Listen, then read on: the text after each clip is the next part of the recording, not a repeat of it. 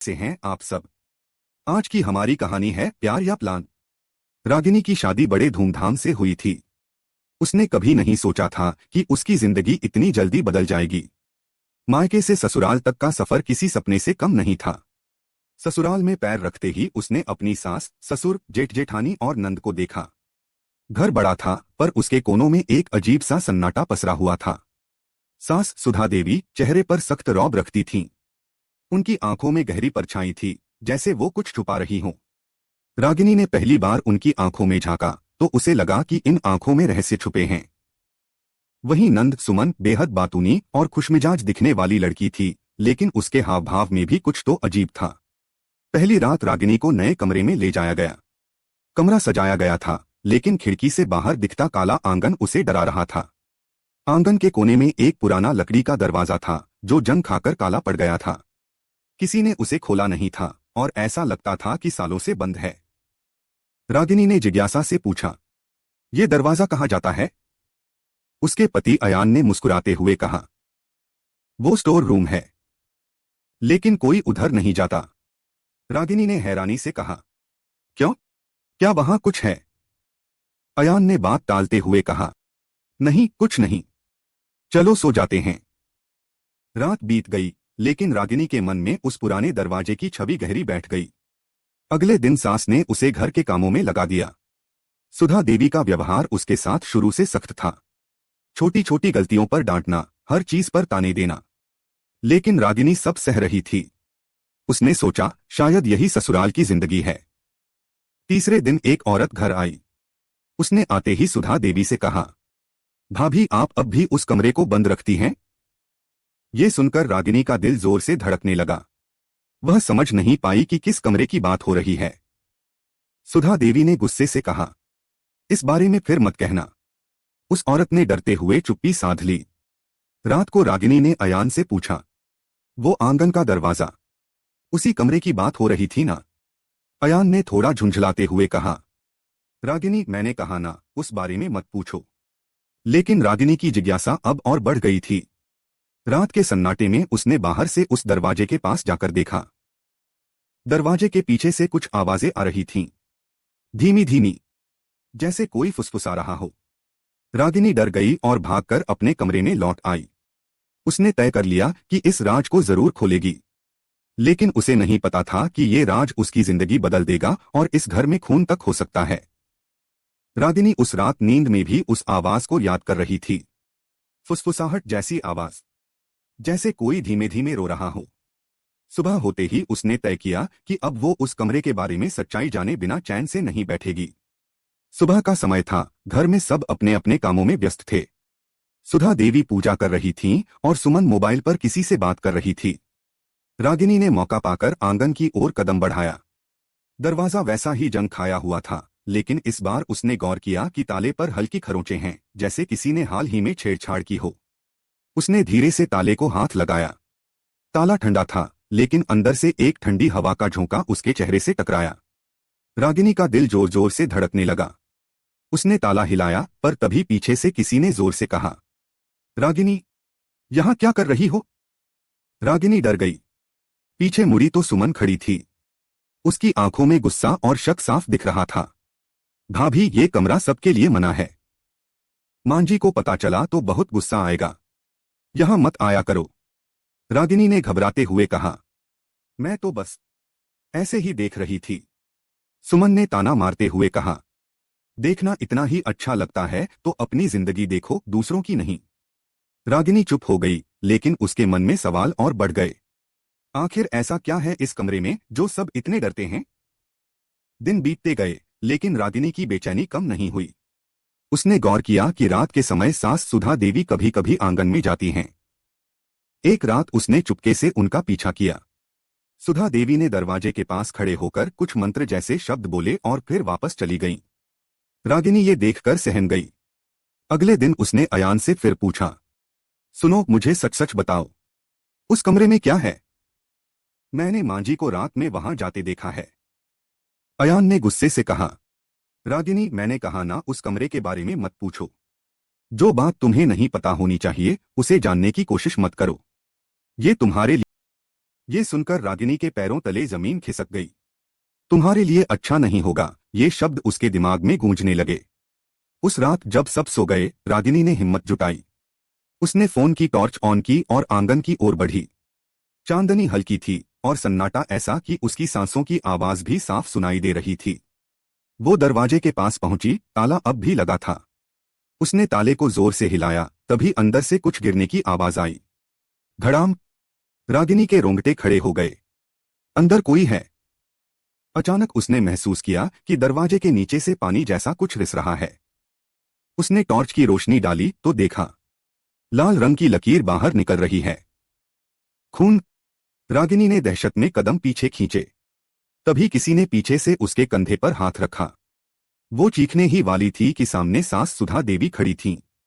उनकी आंखों में गुस्सा नहीं, बल्कि डर था। रागिनी, मैंने कहा था ना, इस कमरे के पास मत आना।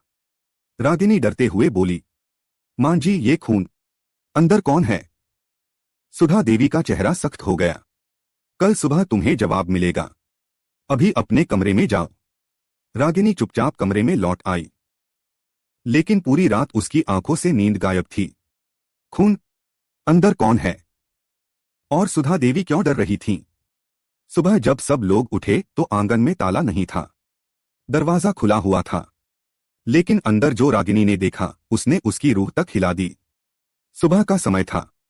रागिनी जैसे ही आंगन में आई, उसने देखा कि दरवाजा खुला हुआ है और ताला गायब है। उसका दिल जोर जोर से धड़कने लगा। उसने धीरे धीरे दरवाजे के अंदर कदम रखा।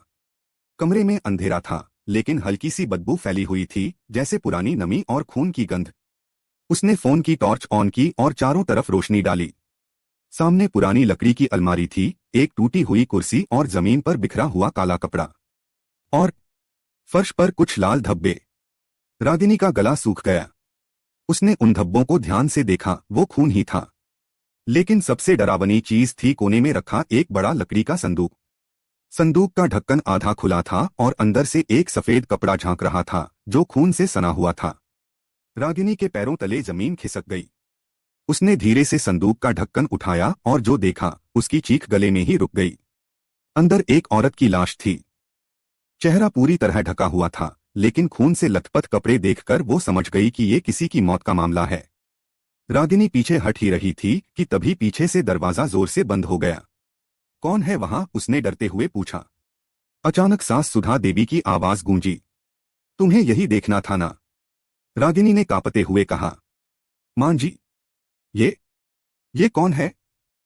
सुधा देवी ने गहरी सांस ली और कहा, ये औरत इस घर की बर्बादी की जड़ थी। रागिनी हैरान रह गई। कौन थी ये? तभी सुमन भी कमरे में आ गई। उसके चेहरे पर कोई डर नहीं था, बल्कि एक अजीब सी संतुष्टि थी। भाभी, आपने सच जान लिया। अब पीछे नहीं हट सकती। रागिनी घबराकर बोली। तुम लोग पागल हो गई हो? ये खून, ये लाश, पुलिस को बुलाऊंगी मैं। सुमन हंस पड़ी। पुलिस को बुलाओगी? लेकिन किसके खिलाफ? तुम्हारे पति अयान भी इसमें शामिल हैं। रागिनी के कानों में ये सुनते ही सब कुछ घूमने लगा। अयान? नहीं, ये झूठ है। सुधा देवी ने ठंडी आवाज में कहा। सच हमेशा कड़वा होता है, रागिनी। ये औरत सुमन की सास थी। उसने सुमन को ताने मार मार कर जीना हराम कर दिया था, और सुमन ने उसका हिसाब बराबर कर दिया। रागिनी के पैरों से जैसे जान निकल गई। मतलब, ये खून सुमन ने किया? सुमन मुस्कुराई। नहीं भाभी, मैंने नहीं किया। ये काम अयान ने किया, मेरे लिए। ये सुनकर रागिनी की आंखों के सामने अंधेरा छा गया। नहीं, अयान ऐसा नहीं कर सकता। लेकिन तभी सुमन ने अपना फोन उसके सामने कर दिया। वीडियो चल रहा था। उसमें अयान लाश को खींचते हुए संदूक में डाल रहा था। रागिनी की चीख निकलने ही वाली थी कि सुधा देवी ने उसका मुंह दबा दिया। चुप रहो, वरना तुम्हारी भी यही हालत होगी। रागिनी ने खुद को छुड़ाया और भागने लगी, लेकिन दरवाजा बाहर से बंद था। सुमन उसके पास आई और धीमे से बोली। भाभी, अब तुम्हारे पास दो ही रास्ते हैं। या तो हमारे साथ ये राज छुपाओ, या फिर। उसने अपनी उंगली गले पर फिराई। रागिनी का दिमाग सुन्न हो गया। उसने कभी नहीं सोचा था कि जिस घर में उसने 7 फेरे लेकर कदम रखा था वो घर खून से रंगा हुआ है। तभी अचानक बाहर से अयान की आवाज आई, रागिनी। रागिनी का दिल जोर से धड़क उठा। उसने सोचा कि अयान उसे बचा लेगा, लेकिन जब अयान अंदर आया उसके चेहरे पर डर नहीं था, बल्कि ठंडा सन्नाटा था। रागिनी, तुमने सब देख लिया? रागिनी कांपते हुए बोली। अयान, ये सब क्या है? अयान ने गहरी नजरों से उसे देखा और कहा, अब तुम मेरी हो और हमारा राज तुम्हारा भी होगा। रागिनी चीख उठी, नहीं, मैं ये घर छोड़ दूंगी, पुलिस को बता दूंगी। अयान हंस पड़ा, तुम्हें लगता है तुम यहां से जिंदा जा पाओगी? रागिनी के दिल में मौत का डर बैठ गया, लेकिन उसने ठान लिया कि चाहे कुछ भी हो वो इस घर से बाहर निकलेगी और ये राज सबके सामने लाएगी। लेकिन उसे नहीं पता था कि अब खेल शुरू हुआ है और सास, नंद और उसका पति, तीनों ने उसे जाल में फंसा लिया है। अयान की आंखों में अब वो प्यार नहीं था जो रागिनी ने शादी के वक्त देखा था। उसकी निगाहें ठंडी और खतरनाक थीं। रागिनी को समझ आ गया कि अब उसकी जिंदगी खतरे में है। वो पीछे हटते हुए दीवार से लग गई। अयान, तुम ये सब क्यों कर रहे हो? मैंने तुमसे प्यार किया, तुम पर भरोसा किया। अयान ने ठंडी हंसी हंसते हुए कहा। भरोसा? रागिनी, भरोसा आजकल सबसे बड़ा हथियार है और तुमने वही किया जिसकी हमें जरूरत थी। रागिनी हैरानी से बोली, मतलब? सुमन आगे बढ़ी और बोली, मतलब ये भाभी कि इस घर का राज अब तुम भी जानती हो और तुम हमारे लिए अब खतरा हो। इसलिए तुम्हारे पास दो ही रास्ते हैं, या तो इस खेल का हिस्सा बनो या फिर खत्म हो जाओ। रागिनी के पैरों से जैसे जान निकल गई। उसने एक नजर सुधा देवी पर डाली, लेकिन उनके चेहरे पर भी कोई पछतावा नहीं था। उनकी आंखों में एक ठंडी सख्ती थी। तुम्हें लगता है कि इस घर में बिना हमारे बताए कुछ हो सकता है? सुधा देवी बोली। रागिनी की आंखों में आंसू आ गए। ये औरत कौन है? उसकी लाश क्यों छुपाई? और ये खून क्यों? सुमन ने हंसते हुए कहा, ये मेरी सास थी। उसने मुझे जीते जी मार डाला था। हर रोज ताने, हर रोज जलील करना, और फिर उसने मुझे घर से निकालने की साजिश की, लेकिन मैंने उससे पहले चाल चल दी। रागिनी चौंक गई। तो तुमने उसकी हत्या की? सुमन ने मुस्कुराते हुए कहा, मैंने नहीं, मेरे भाई ने की। तुम्हारे पति ने? रागिनी के कानों में गूंज उठा, तुम्हारे पति ने? उसका दिल जैसे रुक गया। अयान, ये सच नहीं हो सकता। अयान ने ठंडी आवाज में कहा, सच यही है रागिनी, और अब तुम ये राज जान चुकी हो। अगर ये बाहर गया तो सिर्फ हमारा नहीं, तुम्हारा भी नाम आएगा, क्योंकि लाश इस घर में है और तुम इस घर की बहू हो। रागिनी का दिमाग तेजी से काम करने लगा। उसे भागना होगा, लेकिन कैसे? बाहर का दरवाजा हमेशा सुधा देवी ताले में बंद रखती थीं। फोन छीन लिया गया था। उसके पास सिर्फ एक ही रास्ता था, दिमाग से खेलना। उसने कांपती आवाज में कहा, मैं किसी को कुछ नहीं बताऊंगी, मैं तुम्हारे साथ हूं। सुमन मुस्कुराई, अच्छा है भाभी। समझदार औरत वही होती है जो हालात के हिसाब से झुक जाए। लेकिन रागिनी झुकी नहीं थी, वो सिर्फ वक्त खरीद रही थी। रात के खाने के बाद उसने देखा कि सुधा देवी, अयान और सुमन लिविंग रूम में बात कर रहे थे। रागिनी चुपके से अपने कमरे में गई और खिड़की खोली। बाहर ऊंची दीवार थी, लेकिन उसे बचने के लिए कुछ करना ही था। तभी उसने आवाज सुनी, भागने की कोशिश मत करना रागिनी। रागिनी पलटी तो सुमन खड़ी थी, हाथ में फोन लिए। हम कैमरों से सब देख रहे हैं, भूल मत जाना, ये घर सिर्फ दिखने में पुराना है, असल में ये हमारा किला है। रागिनी का दिल बैठ गया। वो फंस चुकी थी। उस रात नींद उसकी आंखों से कोसों दूर थी। तभी आधी रात को उसने आवाज सुनी। धीरे धीरे कोई उसके कमरे के दरवाजे की कुंडी खोल रहा था। रागिनी ने सांस रोकी। दरवाजा खुला और अयान अंदर आया। उसके हाथ में रस्सी थी। अयान, ये क्यों? रागिनी ने कांपते हुए पूछा। अयान ने ठंडी नजरों से उसे देखा। क्योंकि हमने तय किया है कि अब कोई खतरा नहीं रहना चाहिए, और सबसे बड़ा खतरा तुम हो। रागिनी के पैरों के नीचे से जमीन खिसक गई। उसने चीखने की कोशिश की, लेकिन अयान ने उसका मुंह दबा दिया। रागिनी ने पूरी ताकत से उसे धक्का दिया और खिड़की की ओर भागी। खिड़की से कूदना मतलब मौत था, लेकिन रुकना भी मौत ही था। उसने खिड़की खोली और नीचे कूद गई। अंधेरे में भागते हुए उसकी टांग में चोट लगी, लेकिन उसने रुकना नहीं चाहा। वो भागती रही जब तक उसे लगा कि अब वो घर से दूर है। लेकिन अचानक एक गाड़ी उसके सामने आकर रुकी। गाड़ी से सुमन उतरी। उसके चेहरे पर शैतानी हंसी थी। कहा था ना भाभी, ये घर ही नहीं, ये पूरा शहर हमारा है। रागिनी का दिल जोर जोर से धड़क रहा था। अब उसके पास सिर्फ एक ही उम्मीद थी, पुलिस। लेकिन क्या वो वहां तक पहुंच पाएगी, या फिर अगली लाश उसकी होगी? रागिनी सड़क पर घायल और थकी हुई भाग रही थी। उसके पैरों में चोट लगी थी, खून निकल रहा था, लेकिन डर उसके दर्द से ज्यादा बड़ा था। उसने पीछे मुड़कर देखा, गाड़ी उसकी तरफ तेजी से बढ़ रही थी। सुमन ड्राइव कर रही थी और उसके चेहरे पर एक शिकारी मुस्कान थी। रागिनी ने पूरी ताकत से दौड़ते हुए एक सुनसान गली में मोड़ लिया। गाड़ी वहां नहीं आ सकी। अंधेरे में एक छोटा सा घर दिखा। वो वहां घुस गई और दरवाजा अंदर से बंद कर लिया। अंदर अंधेरा और सन्नाटा था। वो हांफते हुए जमीन पर गिर गई और खुद से बुदबुदाई, भगवान मुझे बचा लो। तभी उसकी नजर एक पुरानी मेज पर पड़ी जहां फोन रखा था। उसने तुरंत पुलिस का नंबर डायल किया। लेकिन जैसे ही उसने कॉल मिलाई, उसके पीछे आवाज आई, बहुत गलत कर रही हो रागिनी। रागिनी का दिल जोर से धड़क उठा। उसने पीछे मुड़कर देखा, अयान वहां खड़ा था। उसके हाथ में वही रस्सी थी। तुम यहां कैसे आए? अयान ने मुस्कुराते हुए कहा, तुम्हें लगता है कि मैं तुम्हें ऐसे ही जाने दूंगा? ये कॉल कट कर दो, वरना। रागिनी के हाथ कांप रहे थे। उसने कॉल कट कर दी, लेकिन उसने फोन को धीरे से अपनी जेब में रख लिया और रिकॉर्डिंग ऑन कर दी। अयान, तुम मुझे क्यों मारना चाहते हो? अयान आगे बढ़ते हुए बोला, क्योंकि तुमने वो राज देख लिया जो सिर्फ परिवार तक रहना चाहिए था। तुम अब हमारे खिलाफ हो। रागिनी रोते हुए बोली, लेकिन वो औरत, वो कौन थी? तुम्हें उसके खून से क्या मिला? अयान की आंखों में नफरत चमकी। वो औरत सुमन की सास नहीं थी। वो औरत हमारे पिता की दूसरी बीवी थी। उसने हमसे सब छीन लिया। इस घर की आधी संपत्ति उसके नाम होने वाली थी। अगर वो जिंदा रहती तो हम सड़क पर आ जाते। इसलिए रागिनी की रूह कांप गई। मतलब ये सब पैसा और प्रॉपर्टी के लिए? अयान हंस पड़ा। जिंदगी में सबसे बड़ा सच यही है रागिनी, रिश्ते सिर्फ दिखावे के लिए होते हैं। असली ताकत पैसे की होती है। तभी बाहर से पुलिस की गाड़ियों का सायरन सुनाई दिया। अयान चौंक गया।